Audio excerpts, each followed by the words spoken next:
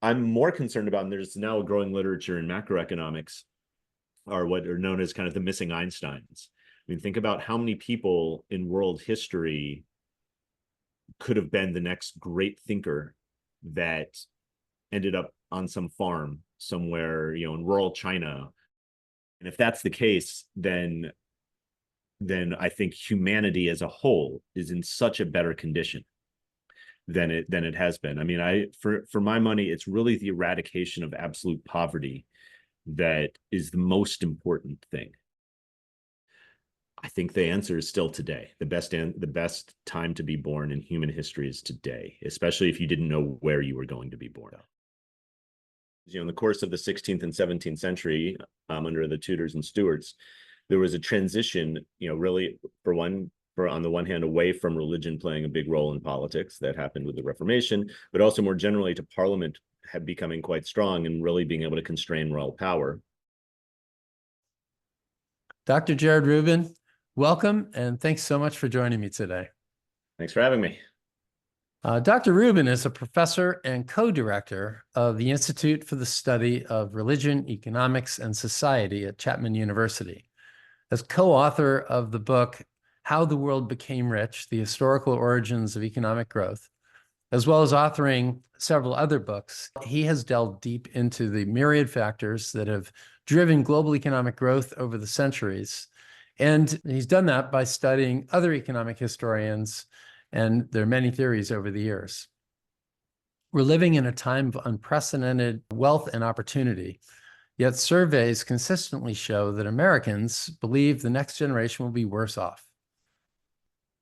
Jared, given your expertise, I'm eager to explore your perspectives of this disconnect. Let's start with the conclusions of your book. How did the world become so rich? What were the driving economic factors, and should Americans be so pessimistic?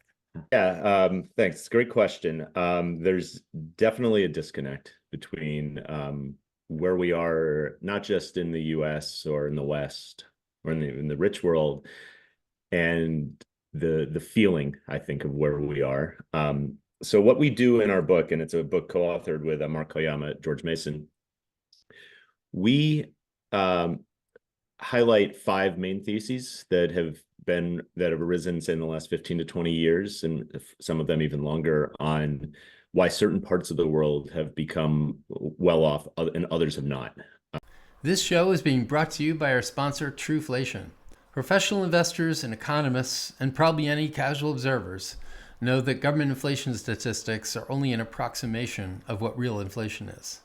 Not only that, but the government has a conflict of interest because high inflation can be so damaging to the economy, the deficit, and our $34 trillion in debt. Trueflation collects over 13 million pricing data points. Most are updated daily to reveal inflation with precision for asset managers, governments, companies, and the general public. Check them out at trueflation.com. One is geography. Now, geography includes things like having access to navigable rivers, or in some cases having access to the Atlantic, like in the early modern period, or climate. There's certain types of climates that are suitable for certain types of crops, or are too cold or too warm. A disease environment, things like that. The problem with geographical explanations, though, is that their geography stays the same for the most part. So it has a real hard time explaining reversals of fortunes, which there have been plenty of. China was well ahead of Western Europe. The Middle East was well ahead of Western Europe for a long time, especially after the fall of Rome. Yet it was in Western Europe, particularly Northwestern Europe, where the modern economy emerged. So we have to dig a little deeper. A couple others that we don't highlight as much, but we discuss in depth, are demography, births and deaths, things like that. And this kind of goes back to the famous Malthusian thesis, which Thomas Malthus, actually a preacher in the late 18th, early 19th century, had this idea that actually explained most of human history, economic history, pretty well, that every time you'd have kind of a one-off advancement, whether it be a new technology, a new way of doing things, new trade routes opening, that might increase the overall efficiency or productivity per person in a society, meaning that that society might be better off on a per capita basis for a certain time period, but over time, people would have more babies. And as long as that rate of advancement wasn't rapid enough, those babies would eventually eat up that extra surplus, and people would go back, there'd be a bigger population, but it would largely go back to around subsistence. Yet meaning that, we might think of demographic factors as having a negative effect, especially the high birth and high death rates on economic development. And one of the things that economists since have noted, and we try to explain in the book as well, is that in some point in the 19th century, in a lot of the Western countries, and in the 20th century in others, there was a demographic transition. And this was a transition to lower birth and lower death rates. So even in wealthy countries, when people could afford to have many, many kids, they had many, they started having 2 or 3 kids. Now we might be in a crisis now, though, on the other hand, where, that can be taken too far. And the replacement level in most wealthy countries, and actually increasingly in less wealthy countries, is below replacement, meaning below about 2.1 children per woman. Another one is colonialism. There are a lot of, so this is one that of all the explanations is the most controversial, in that there's by no means a consensus on the role that colonialism played in generating the type of wealth for the leading kind of colonial empires that would have been necessary to spur on, say, something like industrialization. This is not to say, no one denies that there was much exploitation, especially of sub-Saharan Africa, but also the Americas, South Asia, Southeast Asia. But the question that we're trying to get at in the book is what drove the modern economy, what made modern wealth what it was. And that's a different question, and it's a little unclear. What there is less controversy about is, so when we try to understand the origins of modern wealth, we also need to understand why certain parts of the world did not grow or did not become wealthy. And definitely in this case, there is more consensus that certain parts of the world have fallen behind and are still behind because of the role of colonialism. And this would certainly be the case in sub-Saharan Africa, where the slave trade just decimated the continent for centuries. There's 2 final explanations, and these are ones we place a little more emphasis on. We both have, admittedly done some work in this area, but we also rely heavily on the work of others. The first one's institutions. Institutions are those things that that create the constraints that people face. So like legal institutions, political institutions. So the famous Nobel Prize winning economist Douglas North called them the rules of the game. We can think about it as, helping shape the costs and benefits. So, there's what are called quote unquote good institutions. And all that's meant by that is good for economic development. A commonly ascribed one there, things that place constraints on executive power, on political rule. So under authoritarian rule, it's much less likely, though clearly not impossible, it's as in the case of China, to grow. And historically, most places that really grew economically had enough constraints on executive power where kind of unilateral authoritarian power just didn't exist. There's plenty of others too, like a well-functioning legal system, market activity, reasonably well-functioning markets, I should say. All these are institutions. Now, and the other big broad class of explanations we ascribe to are culture.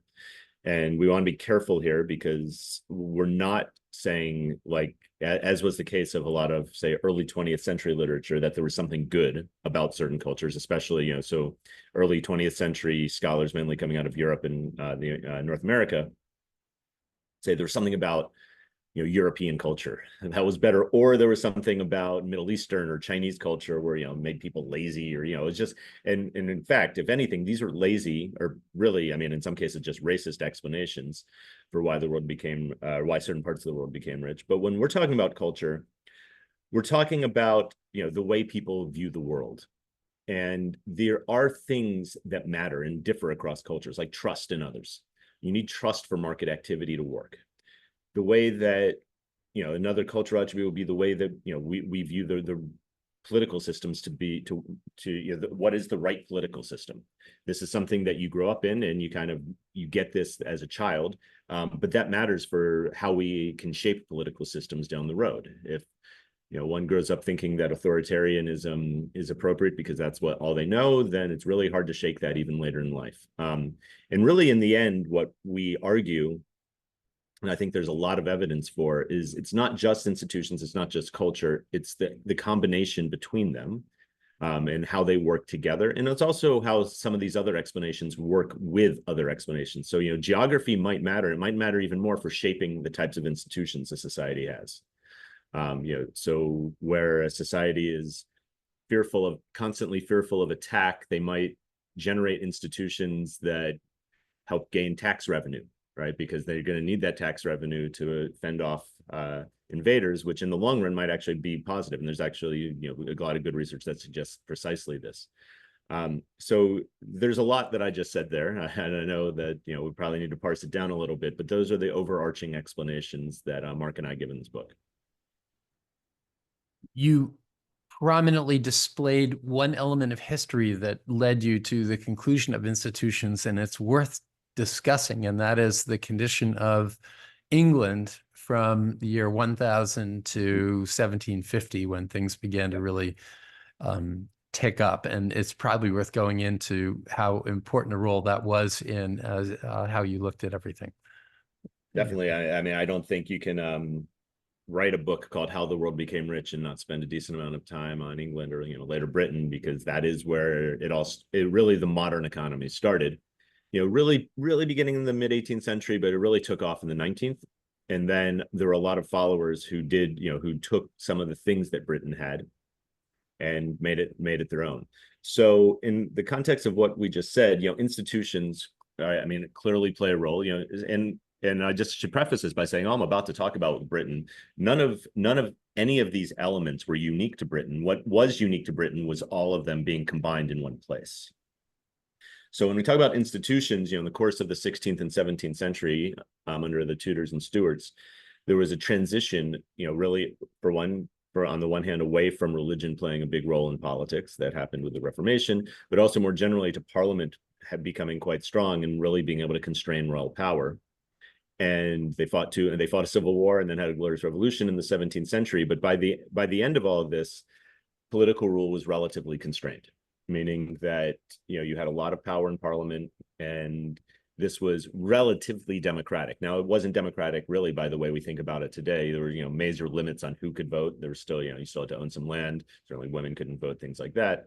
But relative to what other societies, or most other societies, were going through at the time, these were relatively good institutions for economic development. It also had there's a well-known economist, economic historian, for my money, maybe the best in the world that's currently living, Joel Mokyr, who has a series of books on this very topic. And one of his more recent ones is on the culture that pervaded actually all of Europe in the aftermath of the Enlightenment.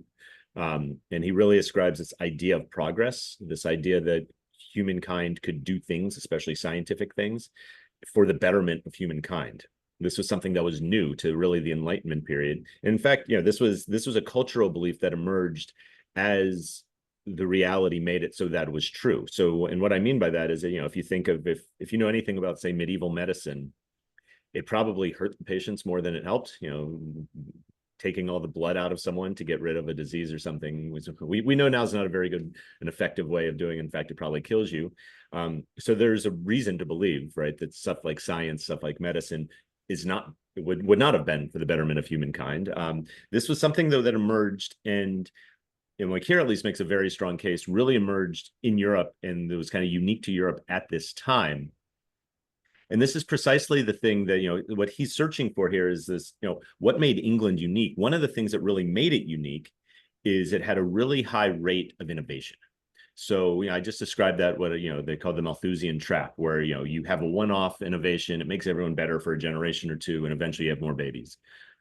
The thing that England broke off on was it had such a high rate of innovation that even if people felt like they could have more kids, and they did very much so in the aftermath of the Industrial Revolution, the population of England exploded in the late 18th and early 19th centuries. But even if they felt they had more kids, the rate of innovation was high enough where they were still, they were not eating away all those extra efficiency gains. like Yeah, from the a you know, concept of yeah, quality of life was beginning yeah, to take hold, and things were improving. yeah, for for everyone, not just the elites here. So this is what needs to be explained. And when so when like here's trying to explain here with this kind of culture, this culture of growth idea, is that we need, what a country would need in order for this to happen are cultural elements where, where if you have these cultural ideas spreading not just among the elites, but through even regular people, that progress is possible and it's for the betterment of humankind.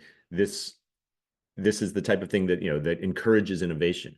And this is part of it. Now, England also had, or Britain had big internal markets, meaning that when they produced these goods, they weren't necessarily reliant on trade or outside markets in order to um, to funnel off the goods, which is certainly a benefit that a place like the Dutch did not have. The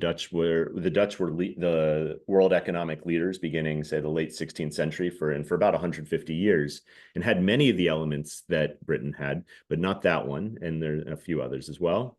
There were lucky things like the Britain or just so happened to be facing the Atlantic, just as the Atlantic trade really opened.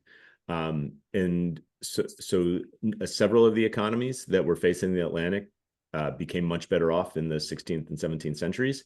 This was a period where the locus of economic activity moved, in Europe at least, from the Mediterranean to the Atlantic. So that would be a case of, geography mattering a little bit. And I think that that's undoubtedly true.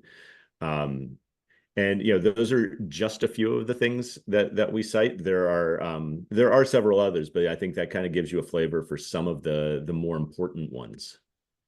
And if we go back a step, there was also a very important development. That's a printing press that Yeah, yeah, set the stage for those developments. sure. And it was a great experiment because the Islamic world and the Christian world handled culturally the advent of the printing press in a totally different way. And I guess you have a whole nother book on those developments, Yeah. but it's worth diving into that too. Yeah, I mean, I guess I can talk about the main thesis in my first book that came out in 2017. And what that book is looking at is mainly the economic divergence between Western Europe and the Middle East, and really focuses on political legitimacy. So that book, unlike the book that we're talking about here, How the World Became Rich, that book puts forth my own thesis rather than kind of collecting other theses and trying to bring them together in a coherent story. And that thesis, focuses on political legitimacy. So this idea that how rulers stay in power might matter, and the reason it might matter is because there are people that help them stay in power, and those people get goodies for doing that. Now, in both Western Europe and the Middle East, religious authorities had historically played an incredibly important role in maintaining power, and thus they got things in return. They legitimated rules. So, you scratch my back, I scratch yours. And one thing, the one of the big things they got in return were policies that favored themselves, whether that be tax exemptions, suppressions of rival religions, or other policies like the one we'll talk about here. So by the 15th century, even prior to the Reformation, religious legitimacy had weakened in Europe. And as economic power became greater, as parliaments became more important across the continent. So even if the church had wanted to suppress the printing press, it really wasn't in a position to do so, because in order to suppress something like the printing press, you have to have the backing of secular authority, because the church itself doesn't have coercive power. It takes something like the threat of coercive power, the threat to punish or kill or jail or something like that, to suppress a technology. So the press, it's invented around 1450 by Gutenberg in Mainz, Germany. It spreads rather rapidly in its first 50 years. So by 1500, most big cities in Europe have a printing press. Now, what was happening in the Ottoman Empire? We know that in the Ottoman Empire by 1485, three or some odd decades after Gutenberg's has his press, the Ottomans know about the press. And there's evidence that beginning in 1485, they prohibit any type of printing in the Arabic script. And this prohibition, we have reason to believe, lasts until 1727, when it's lifted for one printer, a Hungarian printer who is living in the Ottoman Empire, who wants to print some manuals, and they relieve it. But really, there's not really any printing until the early 19th century. Now, the question is why? And one thing going back to this idea of religious legitimacy is that the biggest losers from printing, potential losers, and almost certainly they would have been the biggest losers, would have been the religious establishment. The religious establishment had a monopoly over intellectual transmission, over the interpretation of the Quran and other religious texts. And this is something that would have almost certainly opened up to a much broader swath of the population. And this was the very thing that gave them power in the first place. So they had a huge incentive, if they could, to prevent the press. Now, a big difference between the Middle East and Western Europe is that religious authorities in the Middle East, Islamic clerics, still had a lot of political power. So they had the Sultan's backing, and it was in the Sultan's interest then to not undermine one of their major supporters. So that's the idea. And there's huge implications from this. So one that eventually comes down the road, though not immediately, is literacy, of course. It takes a while, but by 1700 or so, there's reason to believe that at least in Northwestern Europe, the Dutch Republic and England, that literacy rates were at least above 50%. So by that period, even prior to industrialization, most of the non-agricultural class, let's say, people living in cities, would have probably been able to read. And this does have massive implications down the road because, even though the Industrial Revolution is not the first Industrial Revolution, I should say, the one that goes from about, circa 1750 to 1830, even though that one is not mainly science-based. There are a few things that are science-based, like the steam engine uses scientific principles, but more or less the rest, most of it's machines. The machines that are kind of learning by doing. You see how something's done, you make some adjustments or you make some advancements on how it's done. But still, stuff like knowing how to read is really important for being able to, write manuals, to spread information about how machines work, even for workers to be able to give information to workers on how to work these machines, how to repair the machines. This is part of the overall process. Also say, one of the biggest, I did argue in my book, and I think, and this is, I'm very much not unique in this opinion, that maybe the biggest consequence of the spread of printing in Europe was that it directly facilitated the Protestant Reformation, which was not just a religious movement, but it was a social and even political movement as well. It really, where the Reformation took hold, it really changed the politics of those places, and it really changed the politics in such a way where secular power the power of the economic elite became much stronger, which, I should say it's not like I would be advocating for economic elites to fully run a country by any means, but having them almost completely out of power, which was the case for the large part, at least, urban economic elites prior to the Reformation, most of these places, and certainly was the case in, the leading Islamic empires, something like the Ottoman Empire. That's not good that's really not good for economic growth. And they had a real live example of what they should be worried about in Islamic territories, watching the Reformation create this massive, monstrous movement that wound up being very violent. They were right to be worried about their power base. Definitely. Yeah. How about your view of today and what the drivers are today? The element of colonialism is a tough one because you can look at the colonizers and they each had their period and faded. Great Britain remained for a long time, but and then you can look at the colonies themselves, and some of them went on to be massively prosperous and others never developed at all. You touched on this before, but that does make it look like colonialism as a factor had its moment. It wasn't clear if it was a net positive or a net negative, and today it's kind of faded.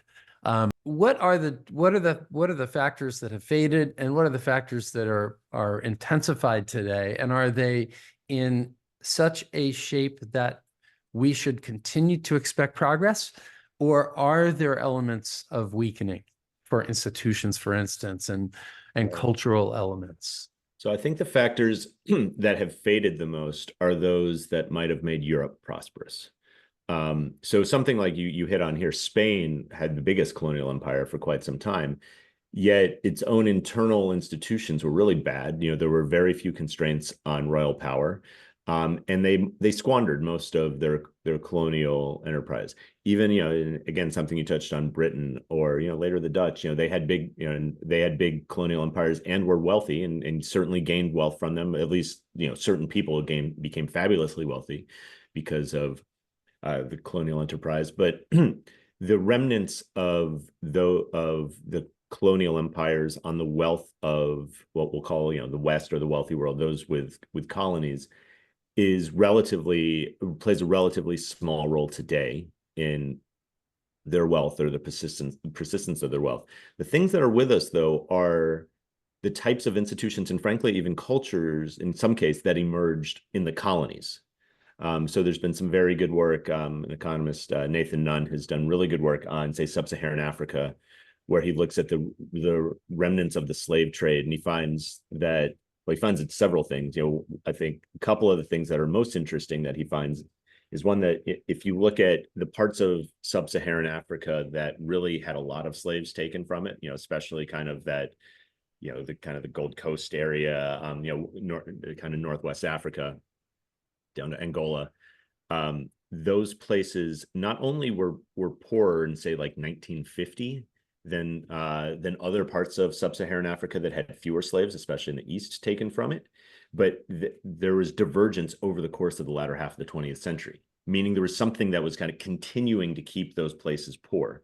In its subsequent work, one thing he finds is that those places that had a lot of slaves taken from it still have a massively low trust of others today, which is completely understandable because, a big way that slaves were taken is, in some cases, the slave raiders were typically one African tribe against another African tribe, and then the African tribe would sell those slaves to the Europeans. So it's not just a mistrust of, say, Europeans, it's a mistrust of your neighbors as well, people outside of your kin group, outside of your ethnic group. And this is something, it's completely understandable why those cultural norms would have emerged in the colonial period, and they seem to persist. So, one thing about culture, and one thing that makes it such a strong explanatory, it has such explanatory power, is that it tends to persist. It passes over generations, and what you learn from your parents is often what you transmit to your kids. Well, especially because Yeah. there's one element that we didn't talk about that distinguishes this concept of economic growth, and that was the consistency, the persistence of economic growth over a period of time, Yeah. which is what you delineate in the book, and Yeah. I failed to raise earlier. But that's the key, and so you're trying to find those factors that have enduring impact. Yeah, for sure, that's right. And I mean, because the thing that sets the modern economy off and makes it different from any other period in economic history is the persistence of growth. So even if you look at something like look at US growth from 1800 to 2000, if you look at the overall chart, you can see the Great Depression in there, but it's a blip. The US recovers not, and is right on track not that long after. Great recession, a decade and a half ago, very similar thing. So this is something where that's what needs to be explained, is the takeoff and the persistent takeoff. One thing that I think you kind of hit on it at the beginning, this disconnect between where the world is and people's views, I think, on today. And there's reasons to Or tomorrow. Or tomorrow, yeah.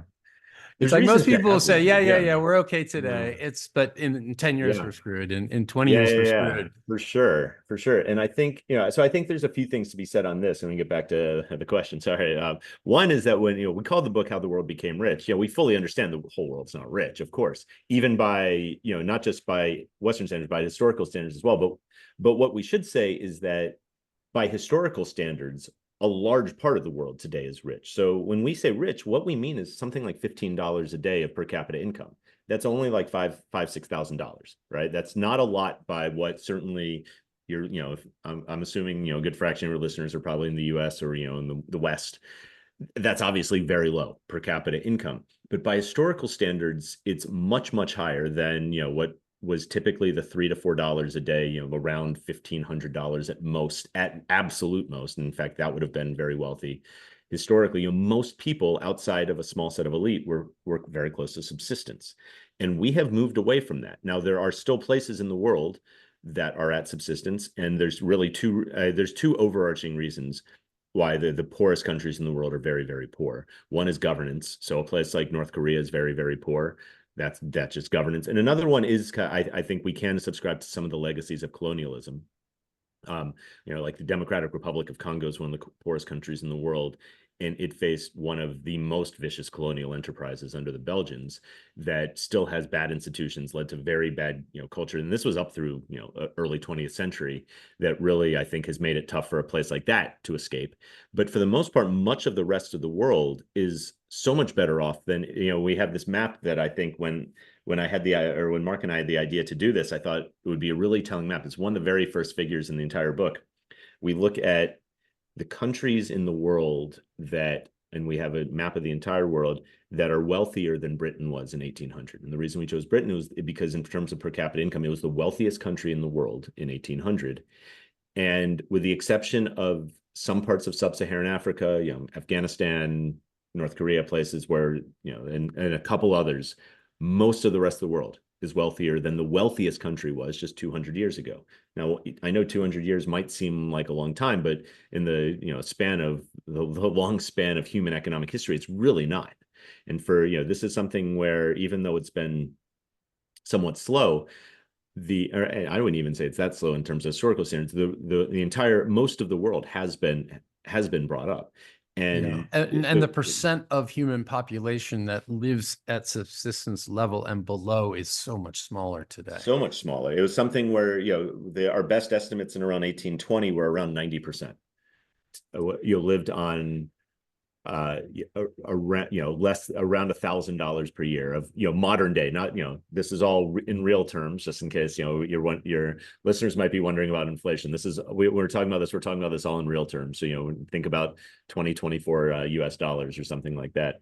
Most people, about 90% of people, lived around $1,000 of per capita income per year, which is just the very, very basic of what you could what is needed to feed and clothe a small family and not feed them well.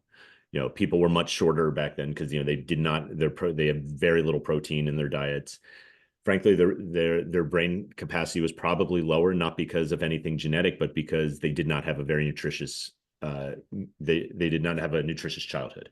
And we know where there's plenty of evidence now that nutrition in childhood has a massive effect on brain functioning later in life.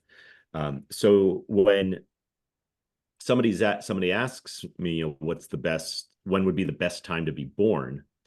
I think with the massive caveat that, of course, we face climate change, and this is something that humans really, really are going to have to deal with. We face the specter of, something like a nuclear war or something like that. But of course, we faced that for a while now. I think the answer is still today. The best time to be born in human history is today, especially if you didn't know where you were going to be born. Yeah. Well, and plague has throughout history been a big fear factor. Yeah. And today we just had one in COVID. Yep. It wound up not costing much relative to prior plagues. And while there always is that threat, our medical technology today is such that people should actually not be as worried about that in the future as throughout history everybody needed to. I agree. I mean, COVID could have been something that, without modern vaccines and things like this, who knows what that could have done if that same disease had hit 150 years ago. Yep, and maybe that would have proven not to have been the plague that wiped out the world, because maybe humans could have adapted. Who knows? But maybe. We never had to worry about that, and likely the prospects of plagues that could outsmart our science, they're probably the percentage chance of that is going down. I agree. One of the two areas that probably are the most that contribute to people's worry about the next generation are economic and political, geopolitical, I'll call it. And that is the prospect of war, which in the last few years has picked up as we have the hottest conflict in the world in the Middle East now erupted into a war. We have major world power, nuclear power, Russia involved in a war, and the prospects in the US, at least the fear of China and the US getting into direct conflict. And so I'm interested about war in your studies. And the other element is economic, which is we do have, I think a lot of people are aware that the amount of debt in the developed world as a percent of GDP has risen to historic levels of historically high levels. And we see these structural deficits everywhere. Yeah. And in my understanding of economic history, there have been plenty of examples of this happening, but it's never quite gotten to this extent, both in breadth of the developed world and in intensity in some of the largest countries. And so I'm curious about those two elements as you look through your work and what happened. I know in war you took that on head on.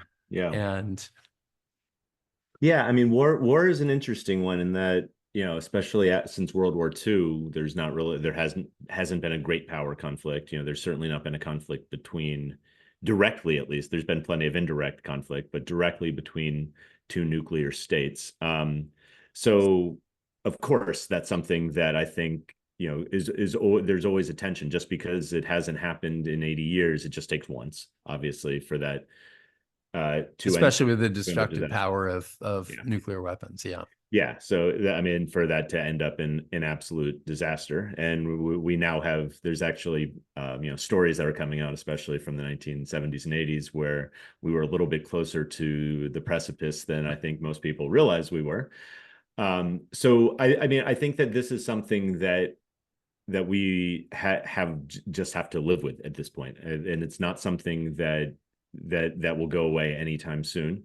And in fact, you could even make the case that Ukraine disarmament which happened in the wake of the fall of the Soviet Union, is in part and parcel what's one of the reasons for the invasion that happened. And so for my money, those are that and climate change are the two things that humankind by far the most has to deal with. That's the two biggest, two of the three biggest, because you hit on the third, which is the functioning of some of our political institutions. We have massively, kind of, I would say disruptive elections this year in France, the UK and US, all of which are going to really, I think, shape the direction of those, three of the most powerful countries in the world.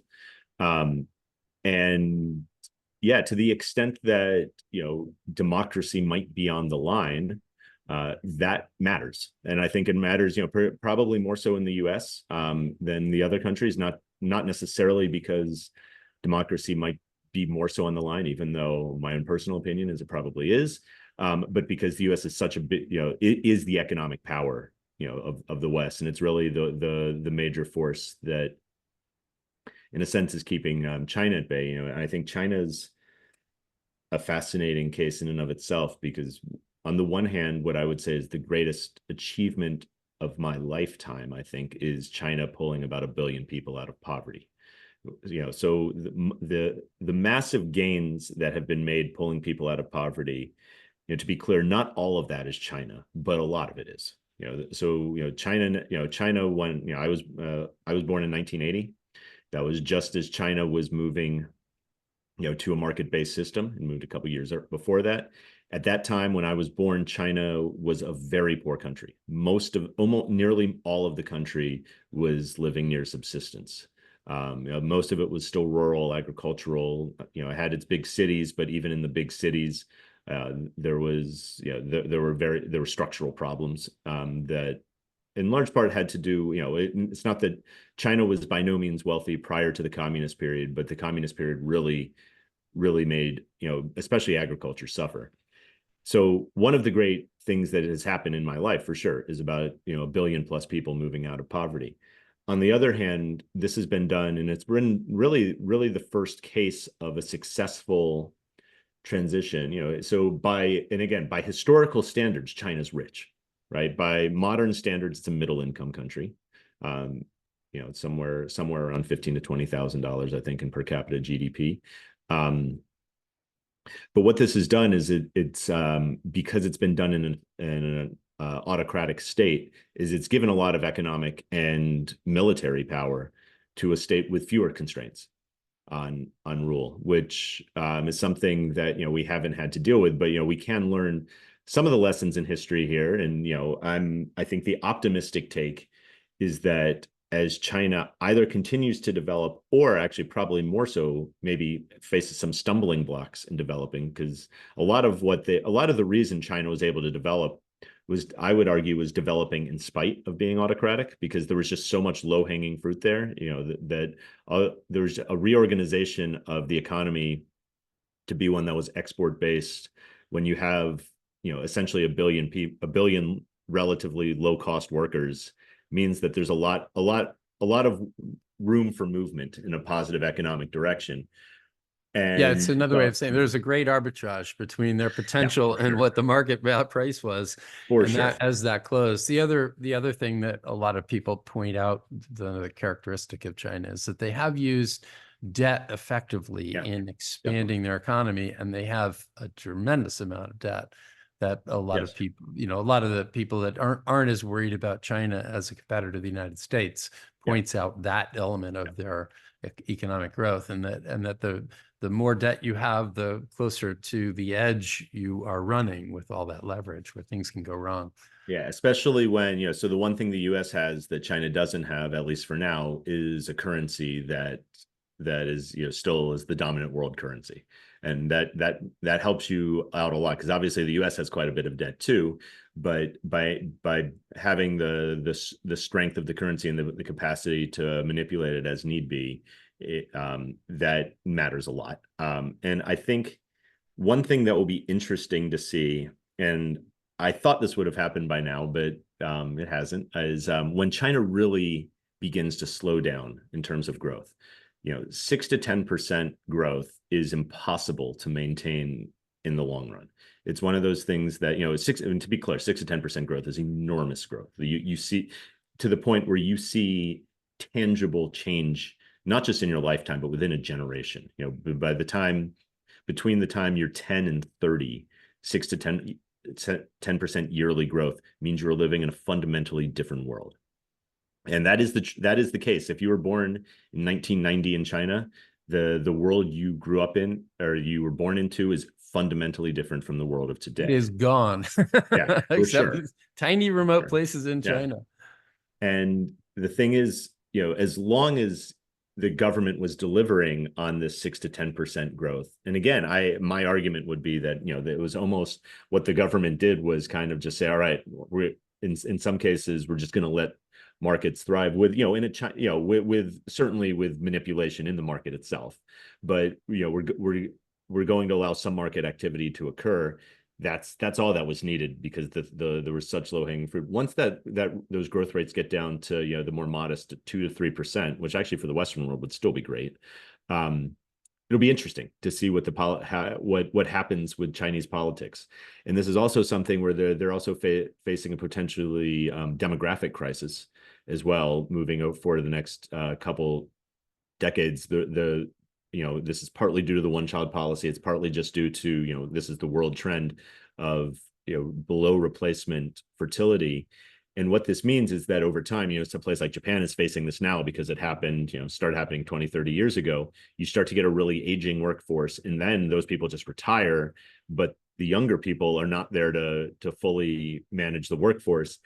And if the state has promised old age pensions, now you're paying a bunch of old age pensions, but you're not getting the tax revenue to pay them.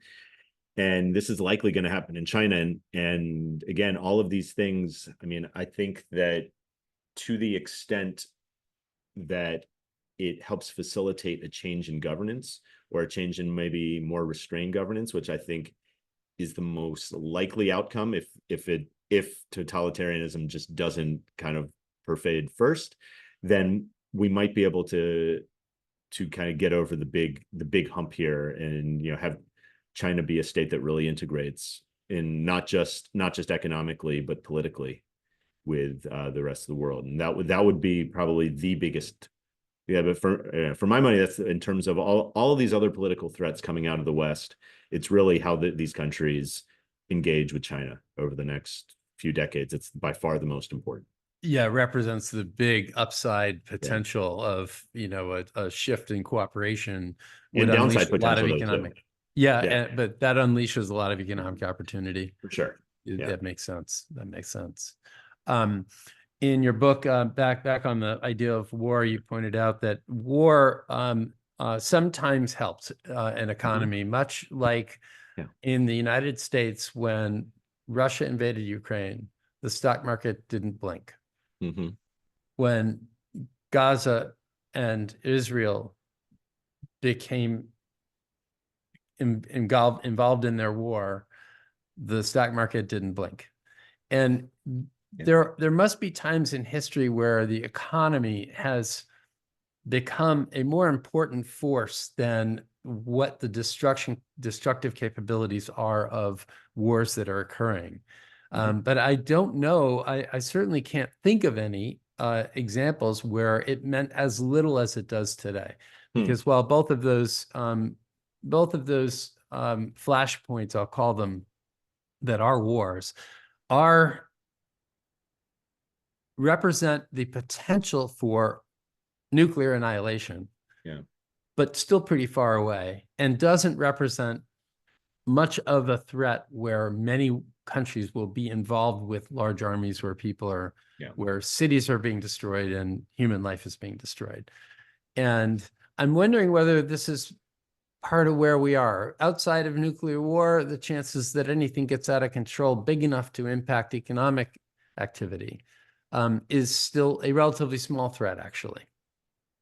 I mean, I certainly think that that's true in large parts of the West, because I really think that the big difference, the one of the big reasons something like stock markets haven't been affected is the location of the war too. If there were a war in the United States, that would affect the markets, and it would affect the livelihood of people when it's in a place outside of kind of the central economic areas.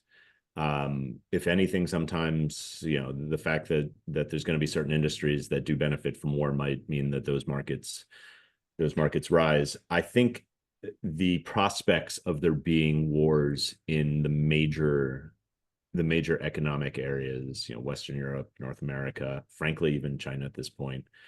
Well, China might start a war with Taiwan, but are pretty low. There's, and this has been one of the things that economic integration has really done, as well, is, there's any type of war like this, and Russia is certainly facing this right now. Russia was partially integrated, and then, now has become, for the most part, unintegrated with large parts of the world, especially, with natural resources.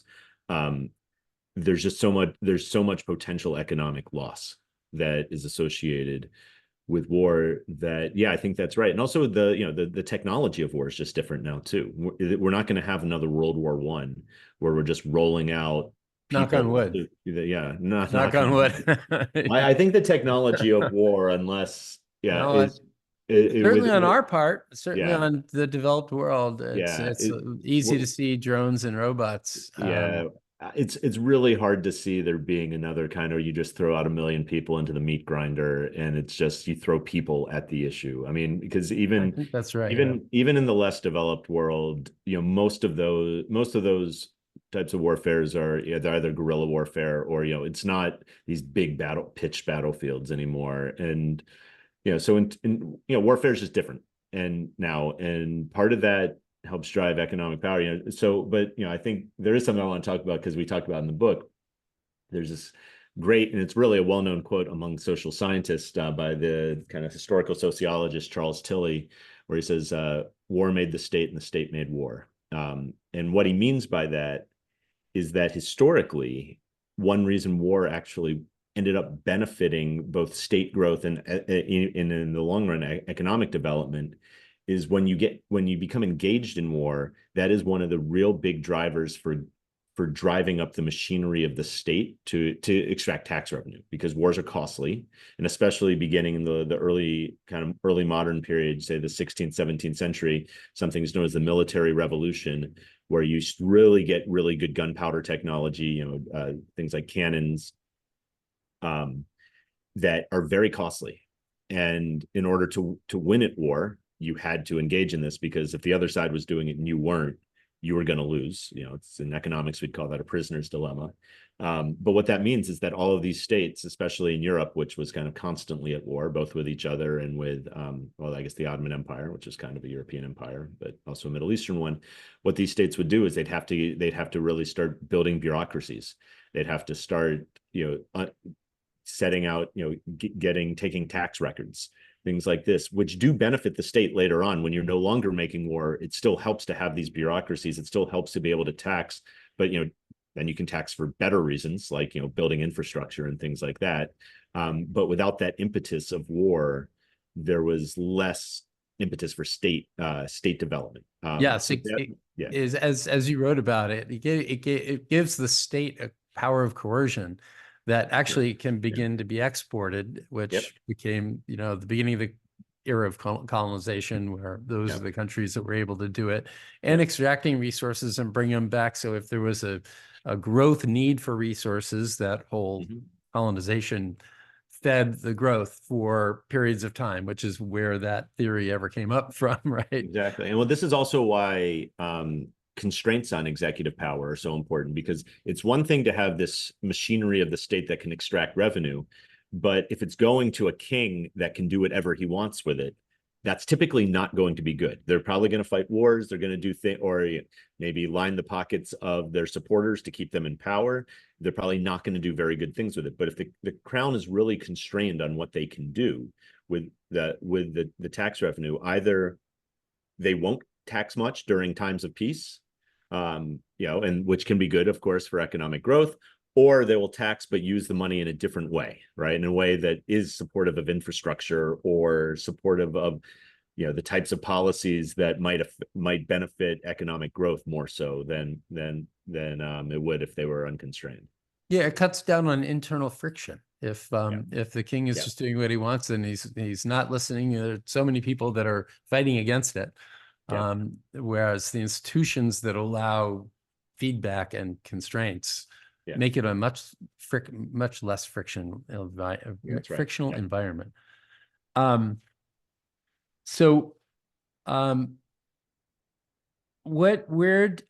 you look back to the idea of deficits and debt, in what has happened historically, and what would you think is going to happen, or how would you, and knowing what you know, how would you characterize the threat of something going wrong so that our progress gets impeded? I'll be honest. I mean, I really think it's just the threats we've talked about. It's the massive threats. So it turns out to be more a geopolitical threat than it would be a money threat.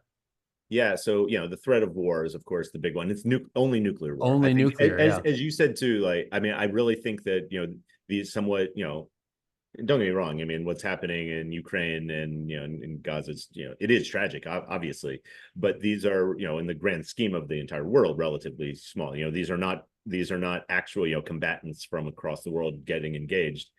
That would be, of course, disastrous. How we deal with climate change is the other big kind of looming threat, because this could, yield, there's so many unforeseeable effects, economic and other, that could come from this. Then I think, the other ones, what we talked about, it is kind of the devolution of politics in the West, which, and real constraints on power. Those can be very disastrous for economic development. But on the other hand, I'm an American. I live in the U.S., but when I think of what matters for economic growth, I'm not thinking about necessarily the U.S. I'm thinking about is the world. And there is plenty of reason, I think, to be optimistic that when we're talking about the people that are the very poorest in the world, outside of those in conflict zones, there is a lot of reason for hope. Now, in conflict zones, it's a very different story, but most of the world's poverty is in sub-Saharan Africa. I think there's a lot of reason to hope that, by the time, by the end of the century, for instance, by year 2100, that a large fraction of people living in sub-Saharan Africa will no longer be at that poverty line. A large fraction, so most of the rest of the poverty is in South Asia, particularly India, but certainly Pakistan and Bangladesh as well. I think there's reason for hope that a large fraction of that population has moved, again, not to necessarily $100,000 a year in modern day per capita income, but to something like $15,000 a year. And if that's the case, then I think humanity as a whole is in such a better condition than it has been. I mean, for my money, it's really the eradication of absolute poverty that is the most important thing. And if the US or France or whatever falls a little bit behind because of bad political decisions or institutions kind of devolving, it's also very unlikely that these places are actually going to become poor. They might not grow as much as other places, or and the only thing that would frighten me there would be the specter of war, because they are nuclear powers. Yeah. When bad things happen, radicals can come into power, which is probably the biggest fear. Which one could argue could happen in 2024. But I think in terms of what we should care about from an economic development standpoint, and really for the overall betterment of humankind as a whole, I still think we're in really, really good shape. Now, with this massive caveat that we need to figure out climate change.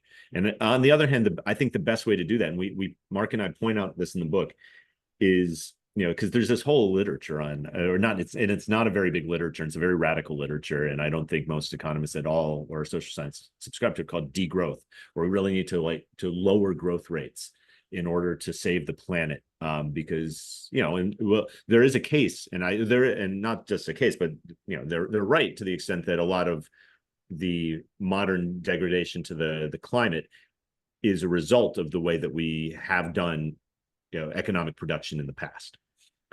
This is really, in a sense, no longer the case, in that, if you look at the places where a lot of production is being done, they're actually greatly reducing their impact on the climate in the modern day. But I'm more to the point, I think, stuff like that is immoral, because it means that, yes, the wealthiest countries can continue to live reasonably well, but degrowth means that those poor countries are going to stay poor. Moreover, what I'm more concerned about, and there's now a growing literature in macroeconomics, are what are known as kind of the missing Einsteins. I mean, think about how many people in world history could have been the next great thinker that ended up on some farm somewhere, in rural China, or rural Zimbabwe, or somewhere where they had absolutely never had a shot of gaining an education or doing anything remotely like that. Even if they showed promise early in life, they just weren't going to be able to do that. That requires continued population growth, and not just population growth, but we need those kids in the poorest parts of the world to be fed, and be fed a decent I talked about this before. If you're not being fed proteins and a varied diet early in life, the brain just doesn't develop. There's plenty of evidence of this. And the more people that we can pull out of poverty like this, the better of a chance we have at solving the world's greatest problems. Because that's what it takes. It takes institutions, it takes culture, but it also does take human ingenuity too. And the more people we have to solve these problems, and the more likely we will be to solve them. Yeah. One question I was wondering about is, if the developed world in aggregate were to move from 2% growth, which is about where it's been for a while, to 3%, down to 0. Yeah. How much would that impact the ability of the bottom 10% to continue to progress? Well, I think there's two two possibilities here. One is it does matter. So if how much the rest of the world is growing, because the rest of the world could be growing at high rates while the wealthy countries are growing at 0%, especially if the growth of the wealthy countries is mainly due to exporting a lot of what used to be done in wealthy countries to these poorer countries, which has been the way that a lot of poor countries have escaped poverty in the last, say, half century or so. If that's the case, then we're fine in terms of getting those poorer countries out. If, on the other hand, the big fear for me of 0% growth or something like it in the wealthy countries is more so political instability that would come from in the wealthy countries. And I'm just thinking economically. I'm just wondering how much is the growth of the bottom percent dependent on a healthy superstructure above them. And I guess it really does depend on what is the cause of the economic slowdown. And for sure. And because on the other hand, if it's not just an issue of the wealthy parts not growing, but actually kind of falling behind, having negative growth, like in say 2008 or something, that almost certainly affects those poorer countries even hard. It typically affects them even harder because that means demand for the goods that are being produced in those countries is going to fall. And that's really, especially the countries that have over-indexed, and I think rightfully so in many cases on exporting, using cheap labor. They're often the first ones to really feel the hit. So typically if there's going to be something like negative growth in the wealthiest countries, that probably does not spell very good things for the poorest countries, but something around negative or like 0.5% growth, which is which is slow growth, and that's kind of more historical standard type growth. That doesn't necessarily mean bad things for the poorest. Again, though, I think it's really for my money, it's the political side of things that it would be the scariest in the wealthy world. If growth really slows or becomes negative, that's really when ideologues and people that can do in political organizations can do very dangerous things become a little more popular. One of my prior interviews was with Alex Gladstein, who is the chief information officer, or no, chief strategy officer, of the Human Rights Foundation. And that discussion was about the politics. They're helping the dissidents in under authoritarian regimes around the world to combat their systems and change their systems. And so that's taking that political approach that you were talking about. That's great. No, that's really important. I think among the things that will drive 21st century, growth the most are politics and political institutions, both in the wealthy world and in the poor world. Now, that I want to put a major caveat on that, though, in that the change to be effective in a political system, I do think it has to come from within. And what I mean by this is, so we have these experiences of trying to impose democracy on countries, so I've said quite a bit the Middle East, we've seen this in our lifetime, right? Post the Second Iraq War, really even after the Arab Spring, when democracy came to countries that I would say aren't ready for it. And what I mean by that is this is where this kind of culture and institutions matters. If you don't have a culture of democratic norms, of expectations of free and fair elections, of expectations that who actually is elected will be placed in office, democracy is not going to work. And we have lessons of imposing these. We have an idea for what has worked in the West, and I think, or not just the West, and what I would say now is the wealthy world. And I think that when stuff is imposed from the outside, it typically doesn't work that well. Now, that said, NGOs and things like that can certainly work with local government players to really build it up, say, in a way that is that makes more sense for the culture at hand. But there's a benevolent role that can be played. For sure. But if it's a coercive, imposing role, then that isn't likely to be successful. For sure. I so much enjoyed talking to you. And if I come to California, I want to swing by and say hello. Please do. If you come to New York, let me know, because I'm in New York a lot. And Great. I really appreciate getting together. Thank you so much for your time. All right. Have a great day.